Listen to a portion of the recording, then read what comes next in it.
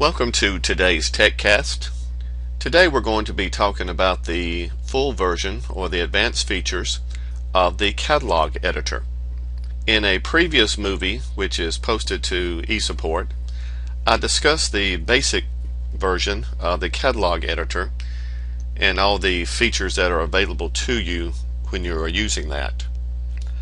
I mentioned at that time that there was also an advanced version, or full version as we call it, that would give you access to more features, so that's what we're going to talk about today. If you want to, you can review that original movie before watching this one. So let's get started by looking at the catalog editor.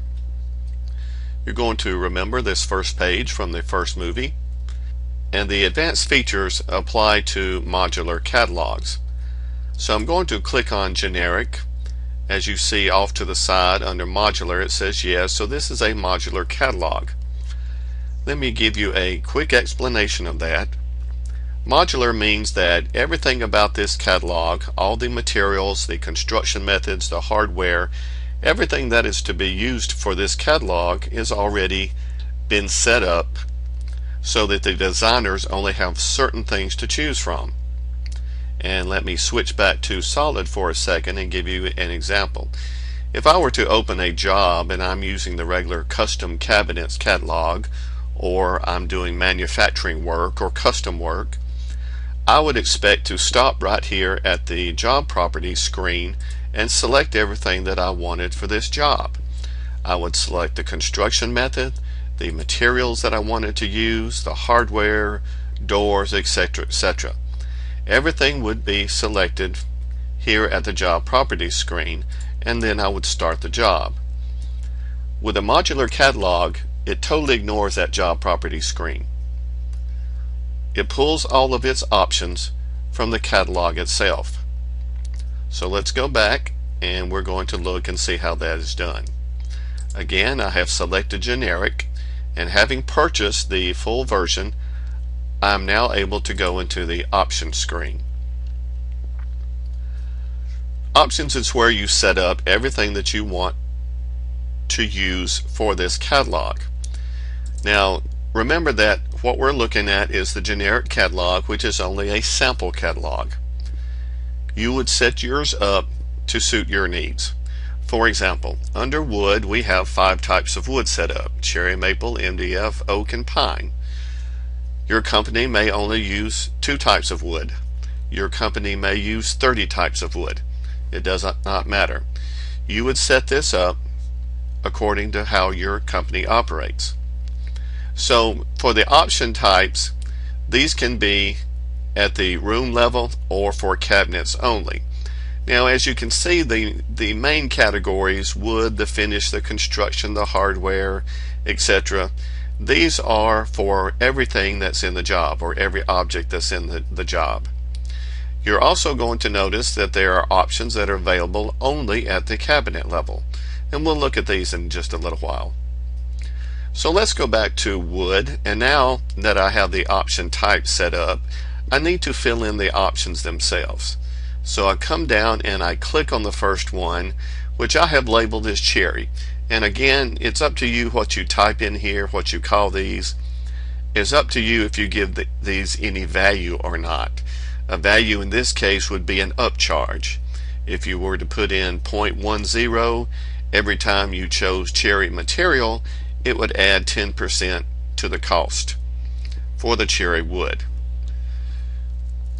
I'm not going to go too much into pricing today, simply because there are many options for pricing. And once you purchase a full version, you will be taught the pricing options by your trainer. So now that I've chosen the cherry option, I want to look at the different options up here. And the first option effect that we come to is the construction. Well, you'll notice that this is blank. Well, that's the way it should be. Remember, at this point in time, we are only concerned with the wood options. So that means I should only fill in what is at the materials tab. So for materials, I want these to be cherry. So I'm going to fill in everything with cherry.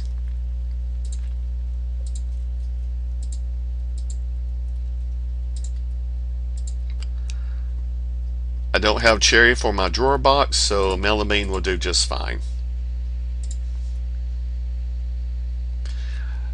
Now I need to look at the other tabs to make sure that nothing is filled in.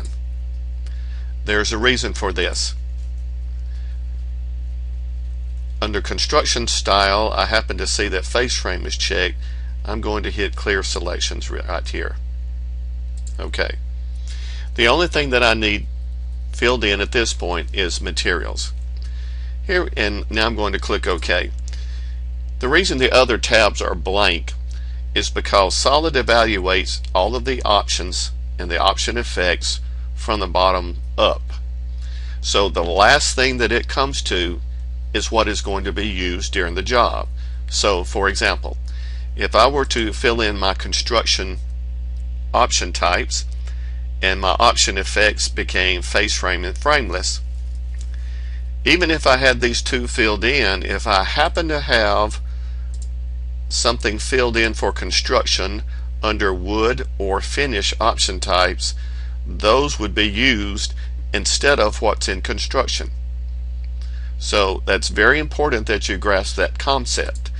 Solid evaluates all the option effects from bottoms to the top, so whatever it sees last in the list is what it's going to use. Therefore, you only want the one category for each of these option types filled out. Let's look at maple and see what's under maple. Is there anything under construction? No, this is good. That's the way it should be. Under materials, I don't have anything. I would go through here and I would fill in with maple. I'm not going to take the time to finish this out, but you see what I'm talking about. Hardware, shouldn't be anything, etc. Now let's go to the construction tab like we were talking about. Let's click on face frame, and we need to go to construction, and this should be our face frame construction method. We need to fill in our drawer box, in this case 5-piece. Fill in something for the rollout. We'll just use system rollout. Construction style is face frame. Now remember what I was saying, since this is the construction option effects, I don't want anything in any of these other tabs. So materials is blank, blank, blank, blank. That's good. Let's go to frameless construction. Okay, we're going to 32 mil.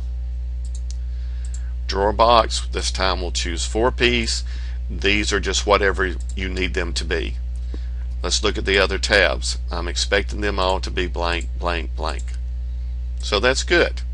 That's the way we want it. Again, this is what you would set up for your designers or the people doing your jobs based on what your company uses. Now let's go to door associations. The door associations is very simple. Under the style name, we have entered these door names. This can be anything you want it to be. Whatever you call your door is what you're going to put under style name. The pricing category, this happens to be list price, but it could be, there are several options, and we'll look at those briefly in a few minutes. Now the reason you see a base door number here and a number on all of these is because if we go back to the Explorer and click on generic, you'll see that the door database for this catalog happens to be the stock.ddd. This is the default door database that comes with the program, and all of the doors within it happen to have a number instead of a name. So being a sample catalog, we have simply used the stock door database. Thus you're seeing numbers instead of names. More than likely your door database is going to see names here, and then the description is anything you want it to be. We happen to put the door name, but again, you can describe it any way you want to. Now the way we associate this name that we have put in to a specific door is we click on it and click on door associations. By the way, we can show a preview if we want to. So if I click on door associations, I have the ability to search through the door database. and in this case this is a square flat panel door, so what comes closest to that is going to be number 22. That's what we already used, but I wanted to show you how it works. If you'll notice the little red arrow, that means we're selecting the upper. If I want to select the base, I click in the window and the arrow moves down here to let me know that I'm selecting the base cabinet.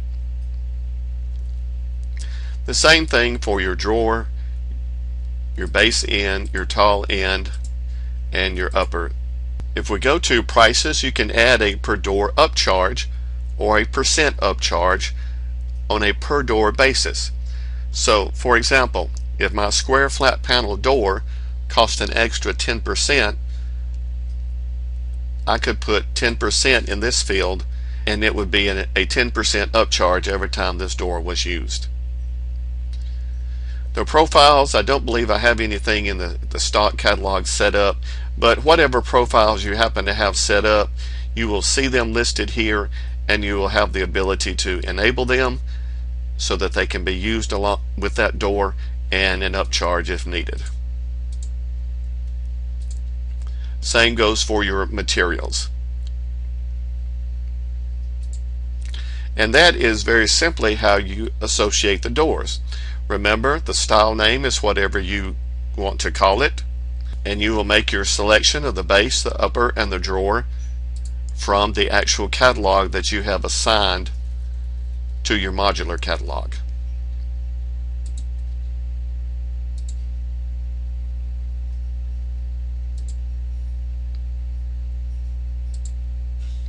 Let me go back to Solid for a moment, and I'm going to show you how all this comes together. If I go into Objects and click on Generic, here's our options list, and you see this is exactly what we were looking at and what we were setting up in the catalog editor. So now your designer or whoever is creating this job, they must go through here and select an option. Now if you'll notice, one of the options is always selected. There will always be something default selected for you. But if you want something different, you must come here and select it yourself. And then you click Next, and this takes you to doors. So you select from your door list. You can select the material that's being used, the profiles, etc. And then once you finish, you would start laying out your job, and you would just pull out the cabinets and they're going to match whatever you have chosen. Now if you need to change the option, there are two ways to do this. You can go to Room. If you click here, since we are using the generic catalog, you would click on there and it would return you to the options screen, so you can change that. Again, this would apply to the whole room. You can also move your cursor onto the generic category, right click, and the options will show up again, and you have the ability to change the options from here also. Now for a single cabinet, you can right click, go to Properties and Options, and here's where I was talking about. You will now see the cabinet only or the cabinet level options. For example, let's look at this cabinet and see what we put out. It's just a regular upper cabinet. One of the options that I have now is that I can omit the doors. So let's go to Options, Omit the Doors. Even though this is the only option, I have to click it so that it's highlighted, and then I click OK. And now let's look, and you'll see that the door has been deleted. So that's an option that is for the cabinet level only, or per cabinet. So this is the way you control exactly what your designers are going to see and are going to be able to do for the cabinets that you offer. Most companies that are setting up their own modular catalog are wanting to set up a dealer network so that other people can sell their catalogs or sell other people can sell their cabinets. So let's go back to the catalog editor. What we would do in this situation is you would go to Utilities and you would run the Make Distributable routine. This routine grabs everything that is needed for this catalog, and by that I'm talking about construction methods, doors, materials, hinges, anything that is associated with this catalog. It pulls it all into one large catalog file. This way, the only thing that you send to your dealers is a single CVC file or catalog file. There's no need to send them the material catalog, the door catalog, etc. They only get one catalog. Plus, now that you've sent them that catalog, they only have the choices to choose from that you set up in options. So they are only going to be able to design the way you want them to design and with what you offer. Also, a distributable catalog cannot be permanently changed. If this catalog happened to be distributable, I can edit this cabinet, provided I have allowed editing for this cabinet. I saved it. But I can edit this cabinet, but if I tried to save it back and this were a distributable catalog, I could not save it back because you cannot make permanent changes. This guarantees that you are the only one that has control over your catalog. The only problem with this is that anytime a change is made, you have to run the Make Distributable routine again and send them a new file. You cannot update the file once it has been made distributable. It is locked down. Let's look briefly at the pricing. We have price labels, which means I could come here and I could create several different pricing labels, and each object could belong to that price label, and the price label has a specific price for it. For example, I may have 4 different price labels here with 4 different prices, and when I choose a door style, for example, it may belong to price label number 2 depending on how expensive or how inexpensive it is, or it may belong to door style or the price list number 4. So those are options for you. We have the simple pricing table for whichever catalog you choose. Each item would be priced per item or per inch of height, per inch of width, or a combination of these. The most popular for modular catalogs is stock pricing. Stock pricing takes into account all the options that you use and gives you the ability to add and subtract very easily through formulas. I'm not going to take the time today because even though this is a relatively simple routine, it gets involved in the initial setup. But once you've gone through and you understand what you're doing, it's really pretty simple to maintain. Again, this would be part of your instructions by the trainer if you purchase the full version of the catalog editor. You also have the ability to export prices. This would export everything in a sequential format into an Excel spreadsheet.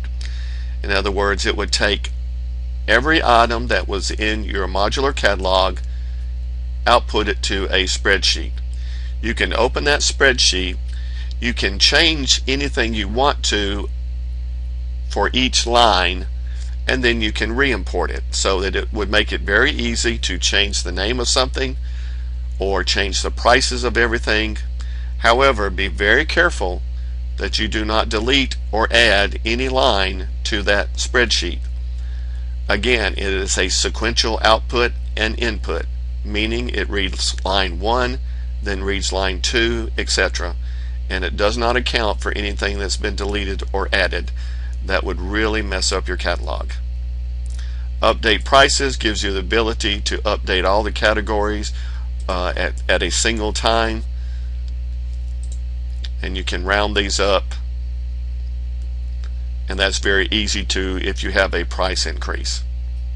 So that's everything that we're going to look at today. I hope you understand what you're getting when you purchase the full version of the catalog editor. You are gaining absolute control over the catalog that you create, everything that's in it, and more importantly, things that are not in it. It gives you control over the pricing, and it gives you control over the distribution. A lot of our customers use this.